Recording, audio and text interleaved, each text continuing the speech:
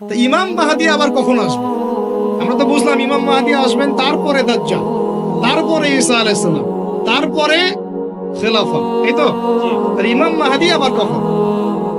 আমাদের বুয়েটের মাহদী বের হয়, পাঞ্জাব থেকে মাহদী বের হয়, হ্যাঁ, বাংলাদেশের ওই কোনায় মাহদী বের হয়, সৌদি আরব থেকে ওই কোনা থেকে মাহদী বের হয়, হয় না? খুব ভালো করে মনে রাখবেন, যতক্ষণ এই বিশ্বে একটা মালহামা না হচ্ছে মাহদী আসছেন না। কথা ক্লিয়ার? এই বিশ্বে যতক্ষণ একটা মালহামা না হচ্ছে মাহদী আসছেন না। তিনি আসবেন ফাতিমা রাদিয়াল্লাহু আনহার বংশ থেকে। কার বংশ? তার আসল নাম মুহাম্মদ। কি নাম? তার নাক উঁচু, নাক একদম উঁচু, খাড়া, কপাল চওড়া, চেহারার গড়নটা আমাদের নবী সাল্লাল্লাহু আলাইহি ওয়াসাল্লাম। তার বাবার নাম হবে আব্দুল্লাহ, তার মায়ের নাম হবে আমিনা। তিনি দায়িত্ব নিতে চাইবেন না, তিনি দায়িত্ব নিতে চাইবেন না। তিনি দায়িত্ব না নেওয়ার জন্য মদিনা থেকে পালিয়ে মক্কায় চলে আসবেন। ভয়ে আমাকে দায়িত্ব দিও না, এই ভয়ে। ও তিনি আরবি ভাষায় কথা বলবেন, বাংলা ভাষায় না। এখনকার মাহাদিরা পাঞ্জাবি ভাষায়, বাংলা ভাষায় কথা বলবেন, ঠিক আছে?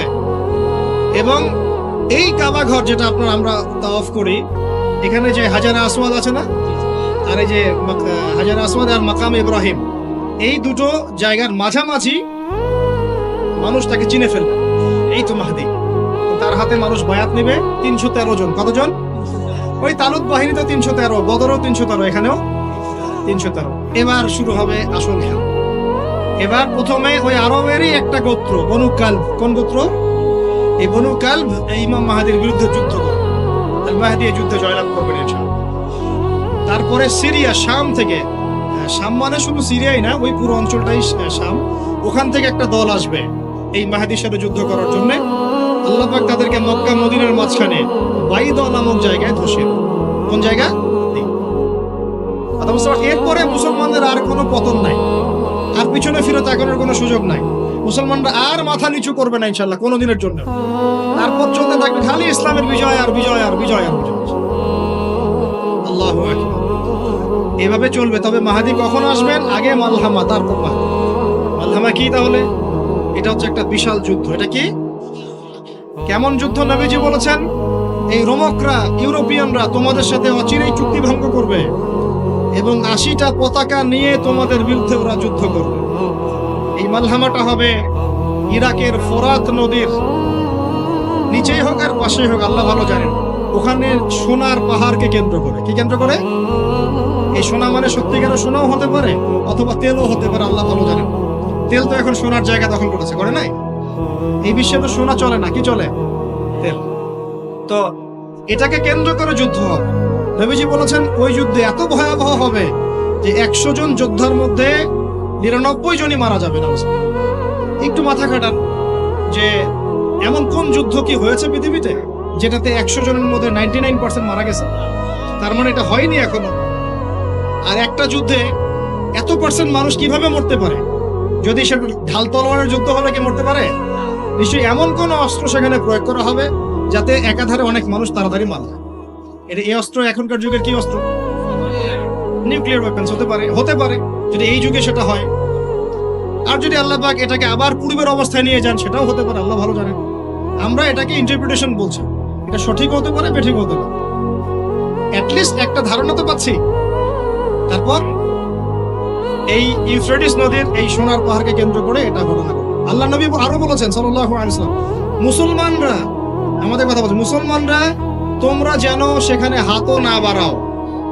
কোন মুসলমান যেন ওই সোনায় হাতও না বাড়ায়, মানে ওই দিক থেকে আমরা যেন সম্পূর্ণ মুক্ত থাকি। ওরা মারামারি করে শেষ হয়ে যায়, বিশ্বটা হয়তো সংক্ষিপ্ত হয়ে আসতে পারে। যদি এরকম কোনো ম্যাসিভ নিউক্লিয়ার যুদ্ধ হয়ে যায়, যেটার আশঙ্কা অনেকেই করেন, মিলিটারি অ্যাফেয়ার্স যারা করেন তারা করেন, পলিটিক্স যারা করেন তারা করেন, এবং এই জায়নিস্টরা চাচ্ছে, এই জায়নিস্টরা খুব করে চাচ্ছে বিশ্বে এমন একটা যুদ্ধ লাগুক। একবার ইউক্রেন রাশিয়ার ইস্যু তুলে দেয়, একবার সিরিয়ার ইস্যু তুলে দেয়, একবার আফগান ইস্যু তুলে দেয়, একবার ইরাকে ইস্যু তুলে দেয়, একবার প্রথম বিশ্বযুদ্ধ লাগায়, একবার দ্বিতীয়টা লাগায়। ওরা খুব করে চাচ্ছে যেন আরো একটা লাগে। এবার যদি লাগে তাহলে এটা কনভেনশনাল যুদ্ধ হবে না, এটা দেখবেন একটা নিউক্লিয়ার যুদ্ধ হয়ে গেছে। সেটা হয়ে গেলে ওয়ার্ল্ডের আয়তন আর এমন থাকবে কিনা আল্লাহ ভালো জানে। এগুলো ভাবতে হবে, আমাদের করণীয় ফিক্স করতে হবে। আর আমরা কি করছি বললাম, ওই যে নেইমার দিকে ফুটবল খেলছি। আমরা কি করছি, আমরা মাশাআল্লাহ তেল বিক্রি করছি ওদের কাছে, আমরা ওদের কাছ থেকে পেট্রো ডলার চুক্তি করেছি, ওদের সাথে বন্ধুত্ব করার চেষ্টা করছি। আর আল্লাহ পাক কোরআনে বলেছেন লা তাত্তাখিযুল ইয়াহুদা ওয়ান নাসারা আউলিয়া, ওই আয়াতটা থাক, ওটা খালি তেলাওয়াতের জন্য, আমল করার জন্য না। আমার কথা কি বুঝতে পারছেন? ওলামায়ে কেরাম তো নিশ্চয়ই বুঝতে পারছেন। তো এখন আমি যে বললাম যে সুদ ভিত্তিক অর্থনীতির সাথে আমরা যেন সম্পৃক্ত না হই, হারাম না খাই, ঘুষ না খাই, বা হারাম রিজিকে না যাই, তাহলে ইবাদত কবুল হবে না। আদতে আমরা সবাই কোনো না কোনো ভাবে সুদ খাচ্ছি, কারণ পুরো সিস্টেমটাই সুদ ভিত্তিক। এখন এখান থেকে আমাদের উদ্ধারের পথ কি? একটা আয়াত আমি বলতে চাই, যেটাতে আপনি আশ্বস্ত হবেন কিছুটা। আল্লাহ পাক বলেছেন সূরা তালাকের মধ্যে, ফাত্তাকুল্লাহা মাস্তাতা'তুম, ফাত্তাকুল্লাহা মাস্তাতা'তুম, তোমরা সাধ্যমতো আল্লাহকে ভয় করো। মানে ইচ্ছা করে আপনি সুদের সাথে সম্পৃক্ত হবেন না, অনিচ্ছাকৃত যদি লেগে যায় গায়ে ছিটা ফোটা, আল্লাহ মাফ করে দিবেন ইনশাআল্লাহ। তাহলে ভাই আমরা যে মুসলিম পরিবারে জন্ম নিয়েছি, শুকরিয়া আদায় করতে হবে কিনা? তাহলে নামাজ পড়বো কিনা, রোজা রাখবো কিনা, পর্দা করবো কিনা, আমাদের পরিবারকে পর্দা রাখবো কিনা, বাচ্চাদেরকে আমরা কোরআন সুন্নাহ শেখাবো কিনা, আমরা নফল ইবাদত বাড়াবো কিনা, যাকাত দিব কিনা। বাংলাদেশে কিচ্ছু লাগবে না, কোনো বৈদেশিক ঋণেরও দরকার নাই, শুধু আপনারা যাকাত দেওয়া শুরু করেন। আমাদের স্যার আছে এখানে, উনি এই কথাগুলো আর উঁচু লেভেল পর্যন্ত পৌঁছাতে পারবেন, আমরা তো সব জায়গায় পৌঁছাতে পারবো না। কোনো বৈদেশিক ঋণের দরকার হবে না যদি আমি যাকাত দেওয়া শুরু করি। যাকাতের খাত কয়টা? 8টা। কয়টা? 8টা। খাতগুলো খুঁজে খুঁজে বের করেন, মুফতি সাহেবদের সাথে পরামর্শ করেন, দেখেন শুধু যাকাতের টাকা দিয়েই দেখবেন দারিদ্রতা দূর হয়ে গেছে ইনশাআল্লাহ। এটা প্রমাণিত অর্থনীতি, এটা কোনো কাল্পনিক অর্থনীতি নয়।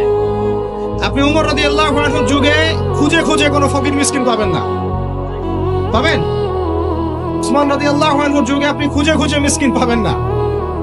তাহলে তাদের সময় কিভাবে সম্ভব হলো, এখন কেন হয় না? কারণ হচ্ছে আমরা একে তো সুদভিত্তিক অর্থনীতির মধ্যে আছি, 1, 2 আমরা ওই যে পশ্চিমাদের এবং জায়নিস্টদের ঋণের জালে পড়ে গেছি, 2, আর 3 হচ্ছে আমরা যাকাত ছেড়ে দিয়েছি। মাঝে মাঝে আমরা দেই টুকটাক যাকাত মসজিদে, মাদ্রাসা, এখানে ওখানে, আর মনে করি যে আমি পাক্কা মুসলমান হয়ে গেছি। প্রথম নসিহত আজকের, আল্লাহ পাক আমাকে আমল করার তৌফিক দান করুন, আপনাদের সবাইকে তৌফিক দান করুন। উদখুলু ফিস সিলমি কাফা, তোমরা পরিপূর্ণরূপে ইসলামে প্রবেশ করো। যতদিন পর্যন্ত আমরা পরিপূর্ণ মুসলমান না হচ্ছি, পুরো বিশ্বে মায়ের খাওয়া বন্ধ হবে না। যে মুসলমান নামাজ পড়ে না, সে কেন মায়ের খাবে না আমাকে বুঝান। যে মুসলমানের নৈতিকতা নাই, 10টা টাকার জন্য ঈমান বিক্রি করতে পারে, সে কেন মায়ের খাবে না? যে বোন পর্দা করার ফুরসতই পাচ্ছে না, তার কাছে মনে হচ্ছে দেহের প্রদর্শনী মনে হয়, এটাই মনে হয় ভালো, তো সে কেন মায়ের খাবে না? কেন ধর্ষণের শিকার হবে না আমাকে বুঝান। যখন আমরা হারাম খাচ্ছি, কিভাবে আমাদের দোয়া আরো সে আজিমে পৌঁছাবে আমাকে বুঝান। আর যখন আমরা রাষ্ট্রীয়ভাবে, জাতিগতভাবে আল্লাহর হুকুম আহকাম বিধানকে পাশ কাটিয়ে মানব রচিত বিধান চর্চা করছি, আল্লাহর রহমত কিভাবে নেমে আসবে আমাকে বুঝান। আমি বুঝি না ভাই, আমাকে বুঝান। কোন অপশন আছে? একটা বিষয় কান খুলে শুনে রাখেন, আসন্ন সময়গুলোতে এই বিশ্বে শুধুমাত্র ইসলাম থাকবে, আর কিচ্ছু থাকবে না। আল্লাহ পাক এমন একটা প্রজন্ম অচিরেই নিয়ে আসবেন যারা এইরকম ইসলাম পালন করবে না, যারা 100% ইসলাম পালন করবে ইনশাআল্লাহ। তারা পরিপূর্ণ মুসলমানও হবে, ইসলামও পরিপূর্ণরূপে পালন করবে, আল্লাহর পথে দাওয়াতি কাজও করবে, প্রয়োজন হলে জিহাদও শরীক হবে। তখন দেখবেন ইনশাআল্লাহ এমন একটা প্রজন্ম আসছে, ওই প্রজন্মের কাছে এই জায়নিস্টরা বলেন আর পশ্চিমারাই বলেন, কেউ পেরে উঠবে না ইনশাআল্লাহ। আমি খোলামেলা কথা বললাম, একদম এই প্রজন্ম সামনে আসছে ইনশাআল্লাহ। আল্লাহ নবী বলেছেন এমন একটা জাইশ আসবে, যেই জাইশ ফালা নি'মাল আমিরু আমিরুহা ওয়ালা নি'মাল জাইশু যালিকাল জাইশ, কতই না উত্তম সেই বাহিনীর আমির আর কতই না উত্তম সেই সেনাবাহিনী। পৃথিবীর কোনো পরাশক্তি তাদের সাথে যুদ্ধ করে পারবে না। আস্তে আস্তে আস্তে আস্তে ওরা বাইতুল মুকাদ্দাস পর্যন্ত জয় করবে, কেউ ঠেকাতে পারবে। এখন বিশ্বের চিত্র দেখে কি আপনার এটা মনে হচ্ছে? এখন বিশ্বের চিত্র দেখে কিন্তু মনে হচ্ছে না।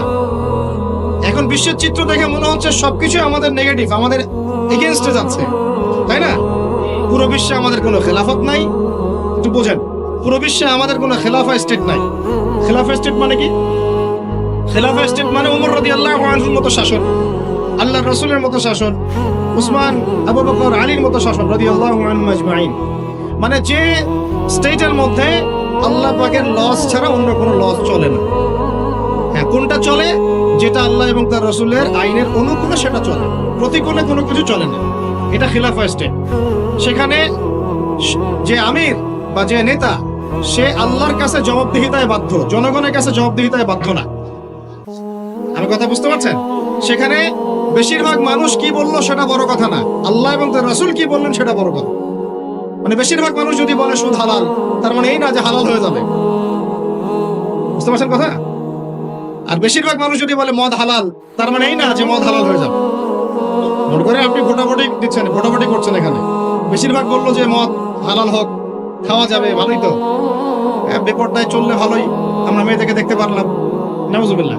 তারপরে সুদ হালাল হলে কি সমস্যা? সবাই খায়, আমরা খেলে কি সমস্যা? তো এখন বেশিরভাগ রায় এদিকে পড়লো, আর এই 10-5টা মুসলিম মিসকিন তারা বলছে না এগুলো হারাম।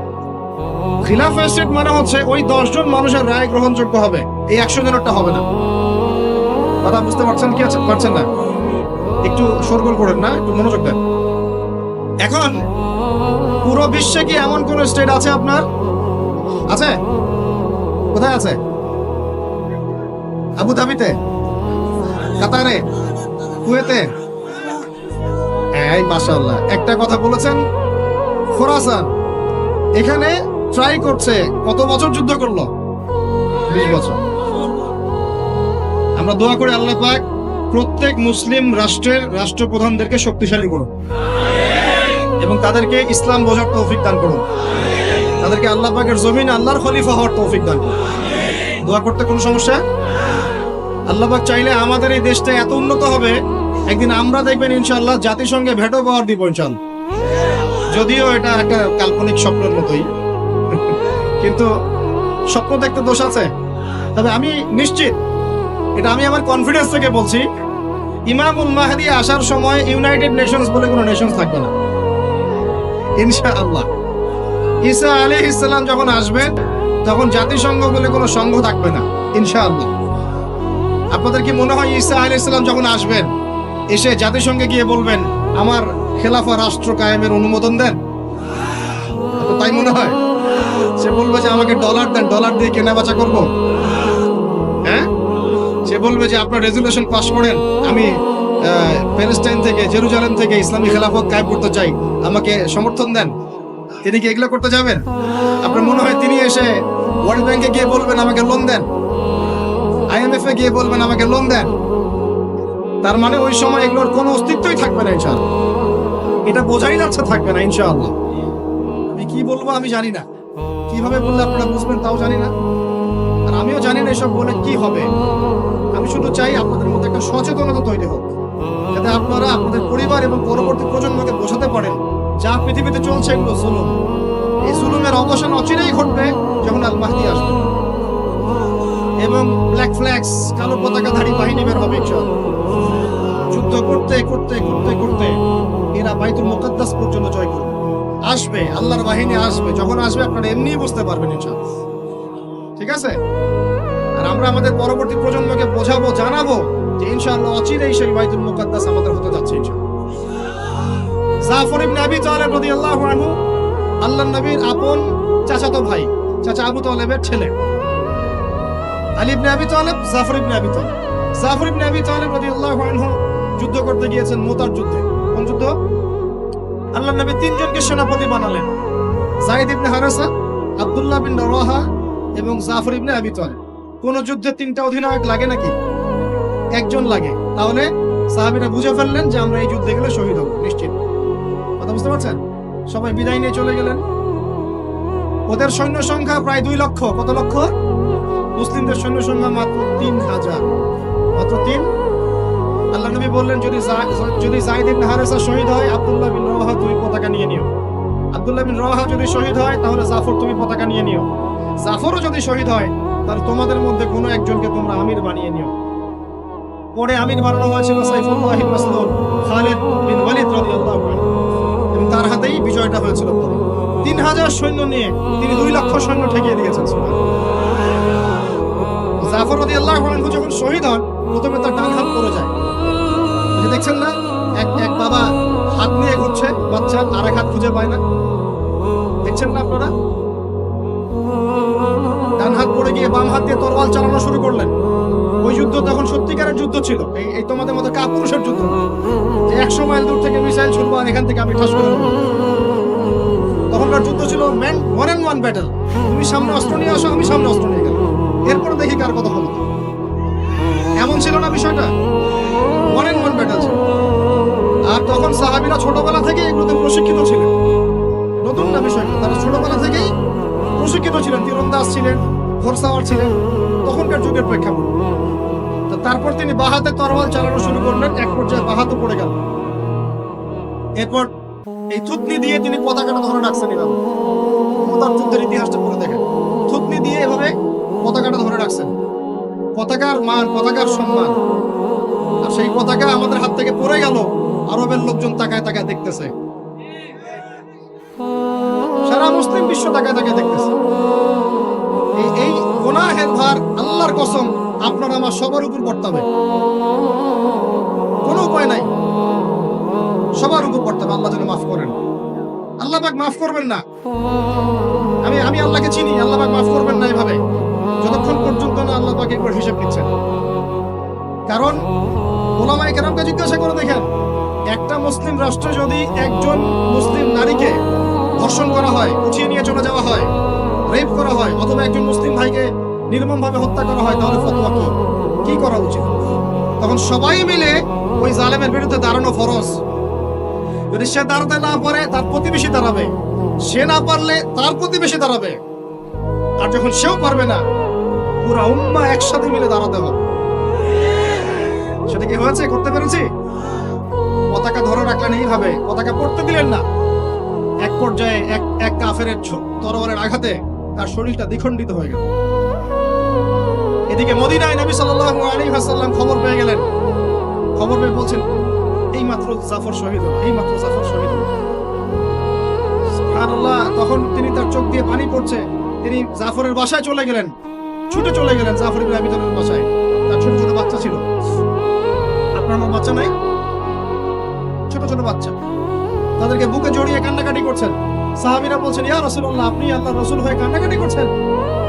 নবীজি বলেন, এটা আল্লাহর রহমত, এটা আল্লাহর রহমত। যে কাঁদতে পারে না তার মন তো পাষাণ। জাফর শহীদ হয়ে গেছে। তারপরে তিনি হাসলেন, আমাদের নবী হেসে উঠলেন। সাহাবীরা বললেন যে, আপনি একটু আগে কাঁদলেন, এখন হেসে উঠলেন? নবীজি বললেন, এই মাত্র আমি দেখলাম যে জাফরকে দুজন ফেরেশতার মাধ্যমে আমার সামনে দিয়ে নিয়ে যাওয়া হলো।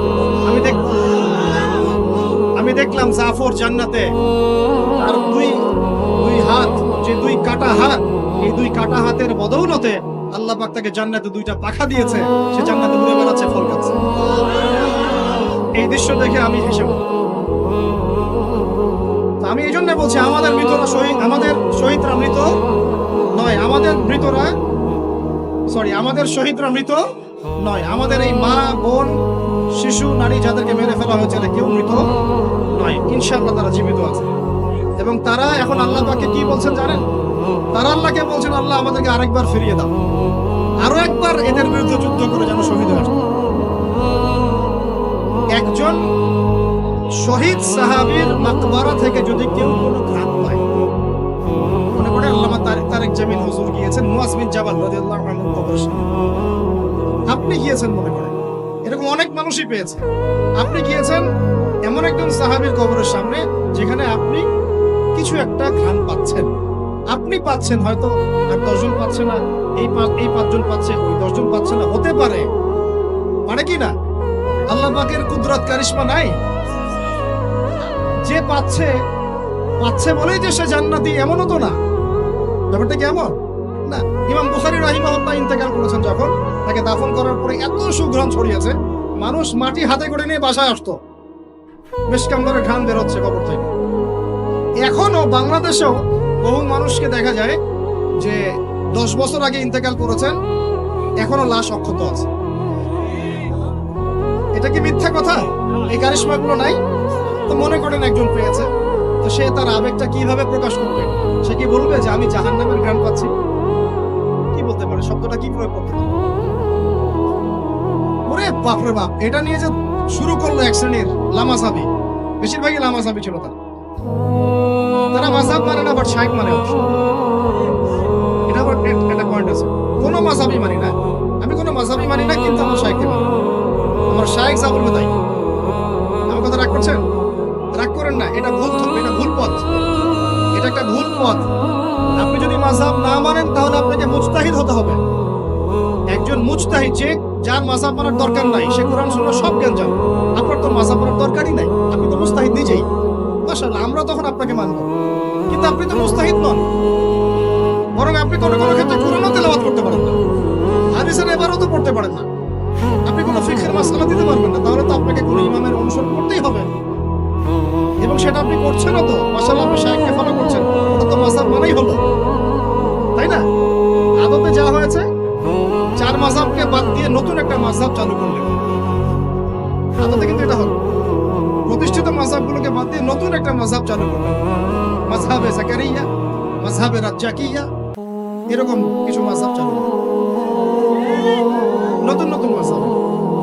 এর বাইরে আপনি যাবেন না। উনি যদি বলেন তালেবান খারাজি, আপনিও বলবেন তালেবান খারাজি। উনি যদি বলেন অমুক আদনানি গোষ্ঠী, আপনিও বলবেন সে আদনানি গোষ্ঠী। তাহলে আপনি তো আপনার শাইখের মুকাল্লিদ। আপনি কি যাচাই করতে পারেন আসলে কারা খারাজি, কারা এই, কারা সেই? আদতে লা মাযহাবি বলে কোনো শব্দ নাই। আমরা সবাই কোনো না কোনো মাযহাব ফলো করি। বাংলাদেশের সবচেয়ে বড় আলেমের একজনের নাম বলেন, বলেন একটা নায়কের নাম বলেন। মাশাআল্লাহ, কি বলেছেন? আব্দুল মালিক দামাত বারাকাতুহু আছে। মাশাআল্লাহ, হ্যাঁ মাশাআল্লাহ, ওনার মতো মুহাদ্দিস এই উপমহাদেশে খুব কমই আছে, ঠিক না বেঠিক? এবং উনি এত বড় মানুষ হওয়ার পরেও কি তিনি নিজে কোনো মাযহাব চালু করেছেন, নাকি তিনিও একটা মাযহাবকে ফলো করেন? এখন আপনি আমি তো কোরআনই পড়তে পারি না, হাদিসও বুঝি না, মাসলা মাসাইলও জানি না, ফিকহ বুঝি না, 2-3-4টা চটি বই পড়ে আপনি মুস্তাহিদ হয়ে গেলেন? মূলত এটা হয়ে গেল শায়েখ পূজা। কি হলো? আপনি কোনো শায়েখকে ফলো করেন, আমি আপনাকে দোষ দিচ্ছি না, নেগেটিভ বলছি না, কিন্তু আপনাকে লিবারাল থাকতে হবে, ওপেন মাইন্ডেড হতে হবে। এমন না যে সে যদি ভুল বলে সেটাই মেনে নিবেন। এখন মূল কথাটা আসেন, এই যে শুরু করলো ঘ্রাণ, জান্নাতের ঘ্রাণ পেয়েছে। আরে বাপরে বাপ, জান্নাতের ঘ্রাণ দুনিয়া থেকে পাওয়া যায় না, এই সেই। তখন মনে হচ্ছিল যে আল্লাহ, এই মিডিয়াগুলোর চাইতে আমাদের বড় শত্রু মনে আর কেউ নাই। ঠিক আছে, নামাজের আপনাকে গুরুত্ব বুঝাচ্ছিলাম। যে কোনো মক্তবে হোক, মাদ্রাসায় হোক, ওলামা এখানে এগুলো বুঝান, আমাদেরকে শিখিয়েছেন ছোটবেলায়। যখন নামাজ পড়বা তখন প্রত্যেকটা সেন্টেন্স সুন্দর করে বলো যে ইয়্যাকা না'বুদু ওয়া ইয়্যাকা নাস্তাঈন, স্পষ্ট করে সুন্দর করে বলো, তাড়াহুড়া করো না। এখন আপনি মনে করেন বলছেন ইয়্যাকা না'বুদু ওয়া ইয়্যাকা নাস্তাঈন, এখানে কানা বলে কোনো শব্দ আছে? বলেন তো, কথাটা বুঝেন কি? শব্দটা ইয়্যাকা, শব্দটা কি? ইয়্যাকা একটা শব্দ, না'বুদু একটা শব্দ, ওয়া ইয়্যাকা একটা শব্দ, নাস্তাঈন একটা শব্দ। তো আপনি পড়ছেন ইয়্যাকা না'বুদু, ইয়্যাকা না'বুদু, এই কানা মানে আবার কে?